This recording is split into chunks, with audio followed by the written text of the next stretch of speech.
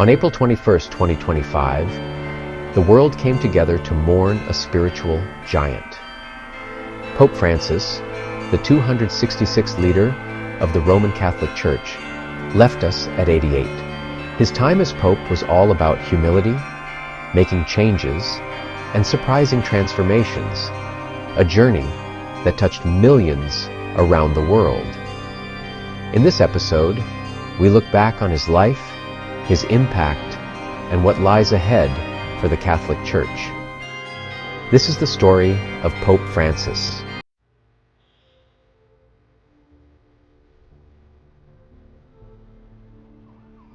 Jorge Mario Bergoglio was born in Buenos Aires, Argentina, on December 17, 1936.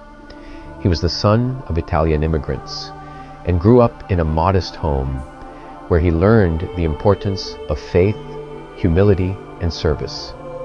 As a young man, he studied chemistry, but soon felt a spiritual calling that led him to join the Jesuits. He was ordained in 1969 and quickly became known for his intellect, simplicity, and quiet charisma. But his journey wasn't always smooth. He had some conflicts with other clergy and even stepped back into relative obscurity after a tough period leading the Jesuits in Argentina.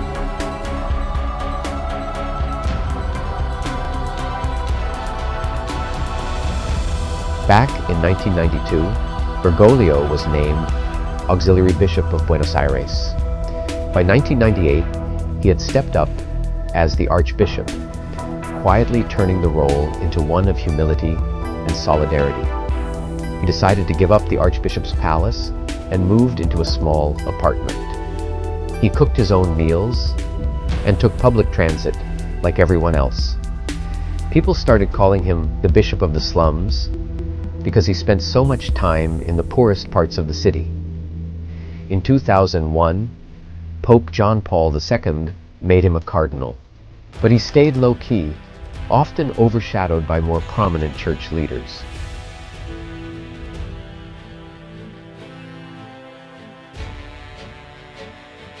So, back in 2013, when Pope Benedict XVI unexpectedly stepped down, the Catholic Church found itself at a crossroads.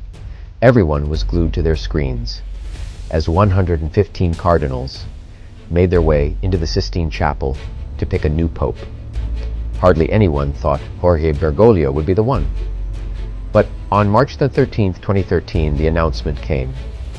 He took the name Francis after St. Francis of Assisi, a symbol of peace, humility, and care for the poor.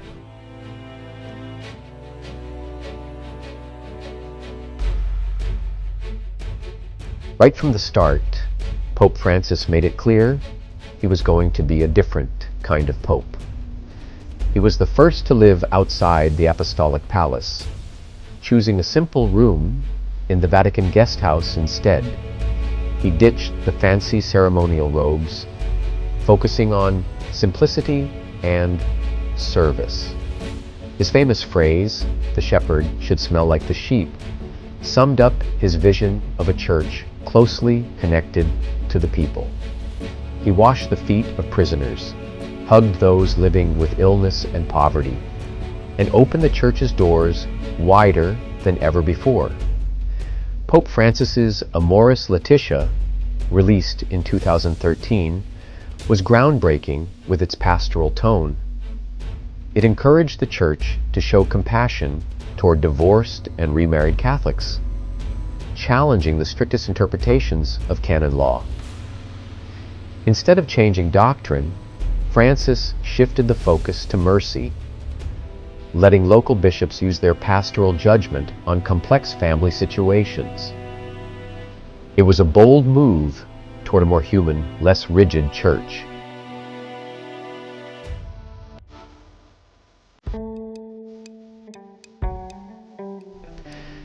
One of the things Pope Francis will be remembered for is his strong stance on the environment.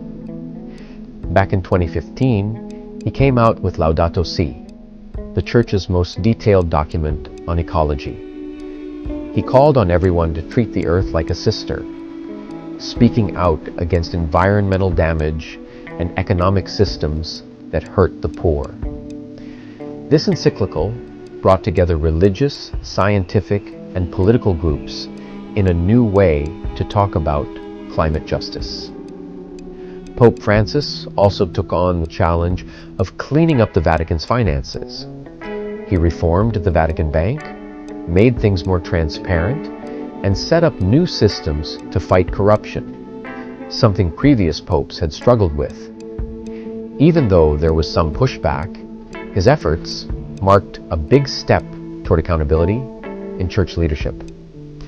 In 2019, he hosted the Amazon Synod, focusing on indigenous rights, environmental issues, and new pastoral models. This sparked global talks about married priests, women's roles in leadership, and the church's duty to protect endangered cultures. Even when he didn't make big changes, he made sure to give a platform to voices that weren't often heard. Francis was also great at creating powerful symbolic moments. He went to Myanmar during the Rohingya crisis, kissed the feet of leaders in South Sudan, and visited Iraq to meet with Shiite clerics. These actions sent strong messages of peace, reconciliation, and unity among different religions, often at great personal and political risk. He canonized Oscar Romero, the Salvadoran bishop, killed for defending the poor, and recognized many saints who stood for justice, courage, and compassion. Francis reminded everyone that holiness isn't about being perfect, it's about showing love through actions. Most importantly, he brought the church back to the core message of the gospel, mercy. His Jubilee Year of Mercy in 2016 invited everyone, not just Catholics, to experience forgiveness, renewal, and inclusion. He made it clear that God's grace wasn't just for the perfect, but for the broken, the searching, and the lost.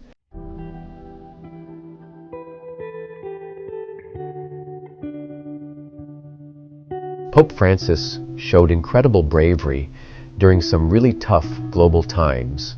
The COVID-19 pandemic was a huge challenge, not just for health systems, but also for faith communities. In a really eerie silence, he stood alone in a rainy St. Peter's Square, giving blessings to an empty world. He pushed for fair vaccine distribution, international teamwork, and support for those in need, both spiritually and physically. Even as he got older, he kept fighting for peace, compassion, and human dignity.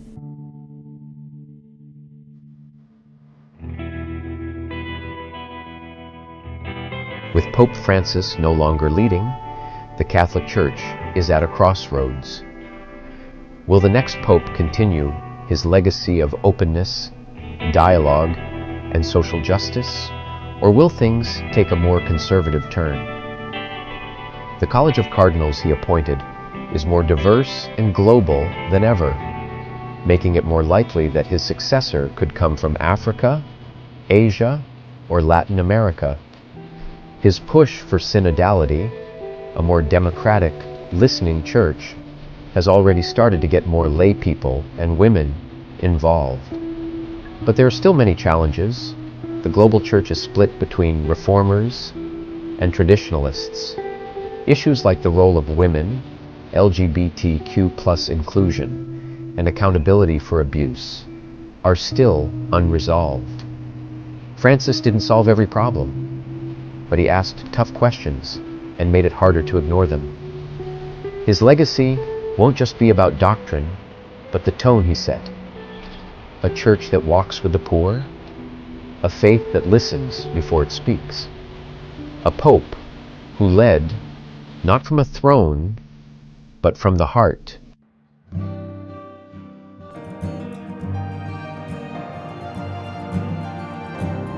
Jorge Mario Bergoglio's story started in a quiet neighborhood in Buenos Aires, and now he's one of the most influential religious figures of our time.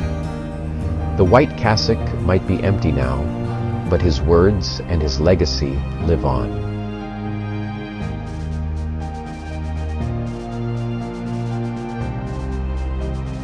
Farewell, Pope Francis, 1936 to 2025.